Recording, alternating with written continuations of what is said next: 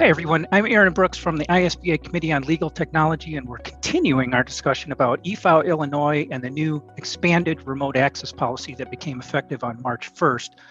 So this is part 2 of a 3-part series, and we're going to put a link to the first video in the description below. So please go ahead and check that out. And also, we're going to put some links to an FAQ and some other videos and different helpful materials about the e-filing system and the new remote access policy and everything we're talking about. So that's all from Tyler Technologies. And so please take a look at the description in the video for a bunch of additional information.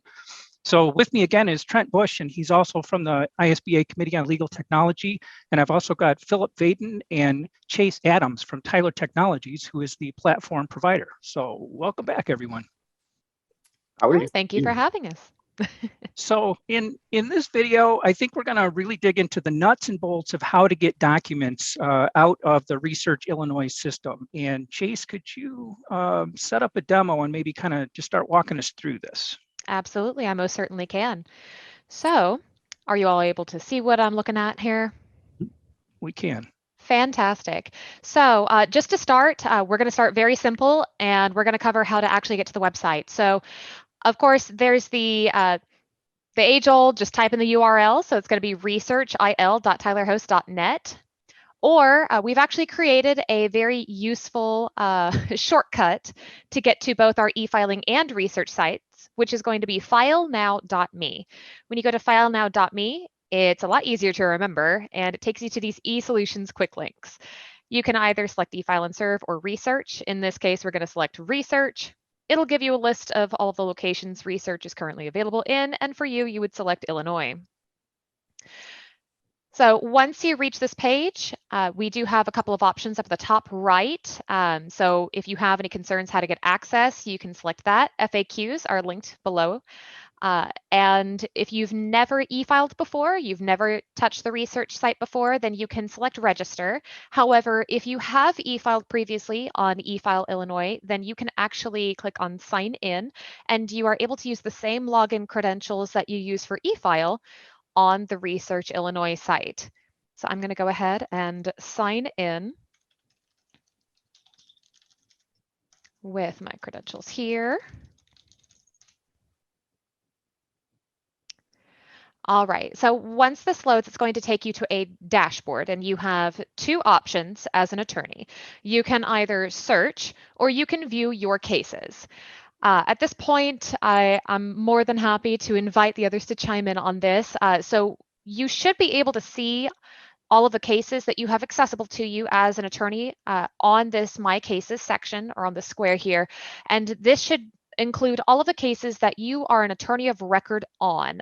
This is going to be restricted to items that you have filed electronically and that you have listed yourself as an attorney of record for one of those parties.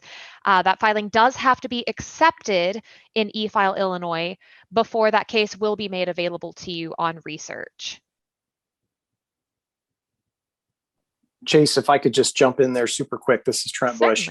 I just want to let practitioners know that when they get their login, so there will be more tiles than what shows on Chayce's demo board there. So not only will your cases be there, but it will also demonstrate who, if you have any case alerts set up on any cases, any name alerts. So there's various different tiles that will be available. So it won't look exactly the same, but generally that's what you'll see. And the important thing to understand from a reSearchIL and access to document standpoints is that your cases will be there. Those documents are there for you to access, and that there won't be a cost associated with that. What we're talking about is the expanded access to cases that are not yours, where you're not the party of record, and you'll have access to those. One other thing, just highlight again, you do not need to create separate credentials for this. That's super important to realize. If you're an eFileIL filer already, it's easy peasy. You just have to remember what your username and password is. I don't even know if you have to remember that, but it's the same thing, So it's not a separate environment here. It's the same credentials. They are kind of sister sites. I'm sorry? Oh, sorry. I was just wondering how that works in terms of what ties the cases together. So if you're in a firm with 20 lawyers, is this going to show cases from the whole firm, or is it tied to that specific person? No, this is going to be for you. And I think as Phillip indicated, everything's kind of driven by ARDC number, right? So if you're ARDC number 12345, and you're that filer, then you will have access. That's your case that you'll have access to because you're the attorney of record. So there may be cases where you've got multiple attorneys in your firm that have filed their appearances or are filers in the case, and they would have access to those because they're involved via their bar number with that case. But it's not kind of an across the board if one of my partners who's not involved as a filer and hasn't filed an appearance in the case would not have access to that via their reSearchIL credential. Gotcha. To piggyback off of what Trent was mentioning about your ARDC number being the item that really associates you with your cases, that is something that you will be prompted for the first time that you sign into reSearchIL. It will ask you if you are an attorney, hopefully you will select yes, and at that point it will ask you to enter in your ARDC number. If for some reason you accidentally close out of that window or you skip the prompt, you can still claim that ARDC number. So if you click on this, as we lovingly call it, the hamburger menu at the top left corner next to dashboard, and you can select my account from this drop-down list, and this will allow you to make changes to your account as you see fit. Over here towards the right side, there's a section that says attorney number. Now, here, I already have one added. However, if you need to add yours, there will be a blue hyperlink that says link. You can click on that and it will give you the same prompt that you would have received at the time of setup originally. You can also manage your methods of payment here. You can add a payment method if you do wish to purchase documents, or you can remove them as you need to. So from here, I actually want to show you all how to search. So starting from the dashboard, or you can click on this hamburger menu at the top left, you can select search on either spot. It will take you to the exact same place. And we will be presented with a new page that will allow us to put in our search credentials. So as you can see here, we have a search bar up at the top, and then we also have a number of filters on the left-hand side. If you have any problems trying to locate something, or if you have any questions about how the search terms work, we do have a hints button on the right-hand side, and that will tell you the methods that you can use to actually pull up that information you're looking for if you're encountering any difficulty. So the filters are quite in-depth. So if you're looking for cases in a specific location, as with a case category, case type, status, or even a specific file date, all of that information is able to be filtered through. Again, it will be restricted to the cases that either you are the attorney of record on or are publicly available. So in this instance, I am signed in as an attorney, and let's say that I want to look for a specific case in Boone County. So I'm going to type in the case number that I have and press enter, or you can click on the search button on the right-hand side with this little magnifying glass. Now you may see this more over time as we add more cases from more locations. A lot of locations do share case number formats, so you may have multiple cases with the same case number. Just be mindful of the location that that item is in. So in this case, we are looking for Boone County, so it should be this one down here at the bottom. Now, if you returned a plethora of search results, you can also use the filter on the left-hand side. As we see here, it lists all of those same locations and how many of those cases actually populate with that search. So I'm going to select Boone County, hit apply, and that's going to filter through those items further. And it's going to help me hone in on what I'm looking for. So I'm going to go ahead and click on the title of this case. That will then expand the information and allow me to see more data about this particular matter. So you get the case caption, the case number, the location, case type category, the parties, and any listed lead attorneys. So this is also a good way if your case type is publicly available, but you are an attorney of record and you do not see your name here. That's a good indicator that you may not have flagged yourself as a lead attorney on eFile, Or you may want to try contacting your local court and see if they'll do you a solid and add you manually. So for cases that you have access to or that you are an attorney of record on, you will actually see a list, very similar to a docket, of documents here. And you will see the price says free and it says owned in this last column. So this means that I am an attorney of record or party of record, and I do have unadulterated access to these items. In order to download this, you would just click on the title of the document, and that's going to download the document, and you can open it, save it, do whatever you would like to with that information. Now, I do want to pull an example of a case that has that you are able to access publicly, but it does ask you to pay fees because we are not an attorney of record. So in this one, it's actually the same case number, but this one was in Greene County. So I'm just pulling this as an example. This is one that it's a test case that we do not have ourselves listed as an attorney of record on. And you'll notice that with this alias summons here, it does list a price on the right-hand side of 10 cents. At this point, we can add this to our cart, and you are able to add items from multiple cases into your cart before checking out. Once you've added all of the items that you would like to purchase, you can then click on the cart icon up at the top, and that will allow you to then complete your purchase. If you want to preview a document, the first page is available.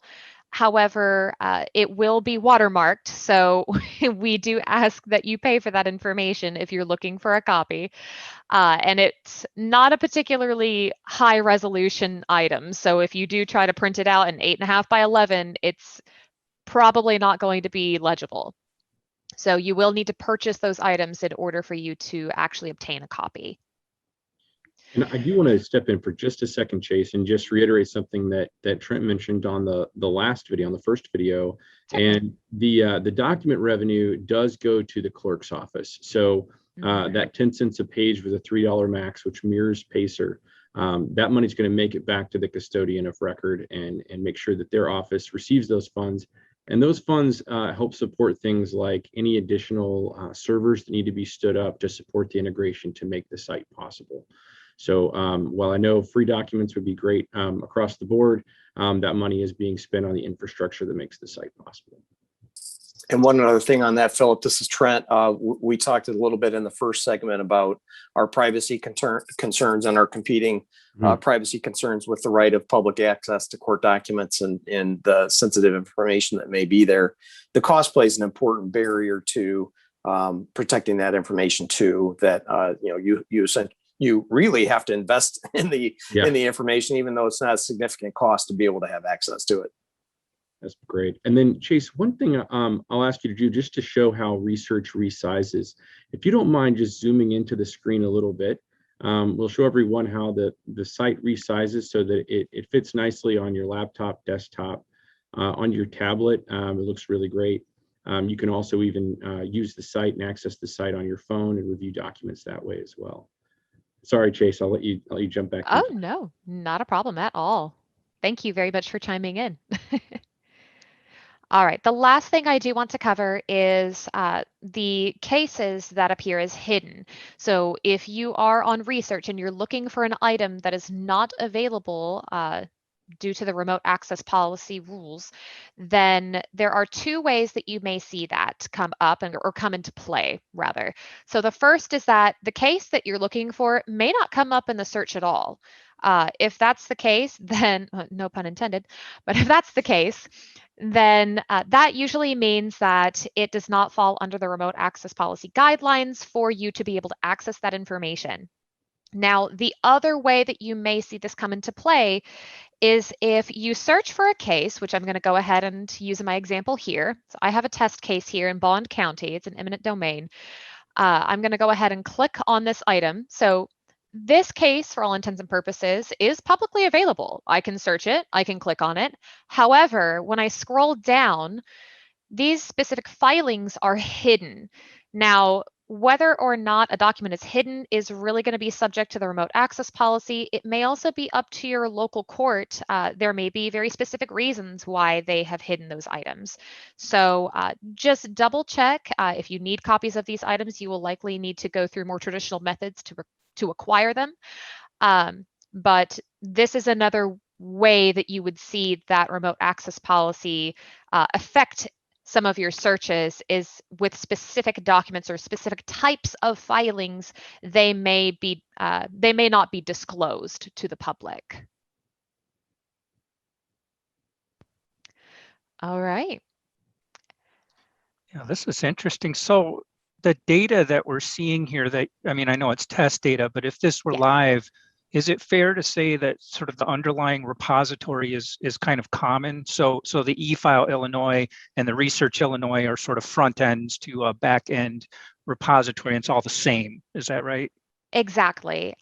Best case scenario, all of the information that you would find on an existing case in eFileIL, you would see that same information reflected on reSearchIL. So kind of calling back to what we were talking about earlier, that's why it's so important that you add yourself as a lead attorney to your party in eFile, because that's the only way that will be reflected on research. That's the only way that research knows this person is an attorney and this is their case. And it's with the use of that ARDC number. And there's one additional wrinkle to that, Aaron, and that's that with those integrated locations, we pull over not only the e-filed and accepted documents, but we also pull over the non-e-filed things that end up on the case record at those particular counties.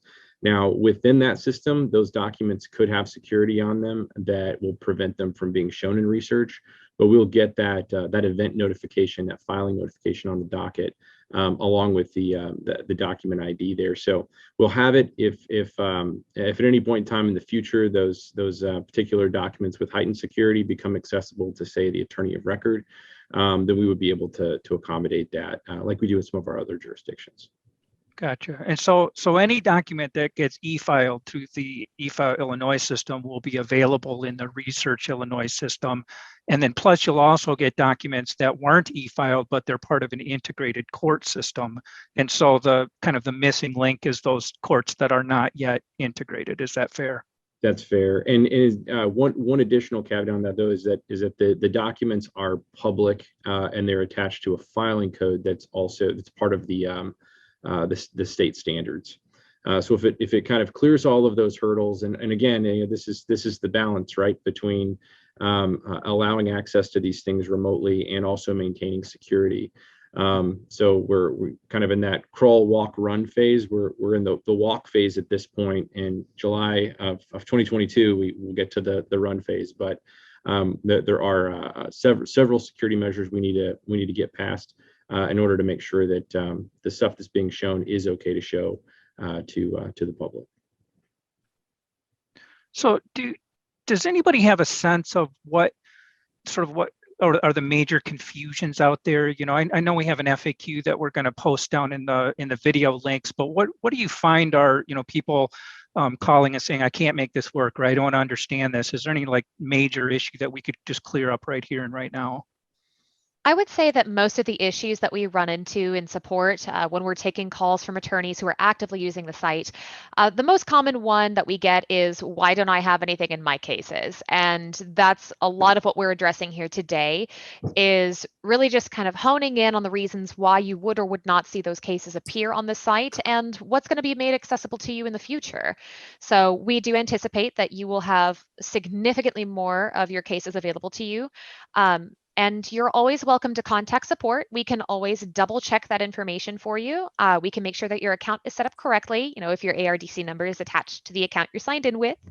And we can take a look at your case and make sure that you're marked as a lead attorney there, and kind of cross-reference between the two sites. And if everything is working the way that it's supposed to, it's something that we can look into with support. On that note, if you do need to reach out to anyone about the site and you're having difficulty with it, you're more than welcome to click on the help icon up at the top right. You can visit our support center, or we have this handy little help button at the bottom right-hand corner, and it will start our chat bot. If our bot cannot recommend articles to you that actually help you to resolve your issue, then at that point you can get in touch with an agent, and that's going to be someone on my team who will actually be assisting you.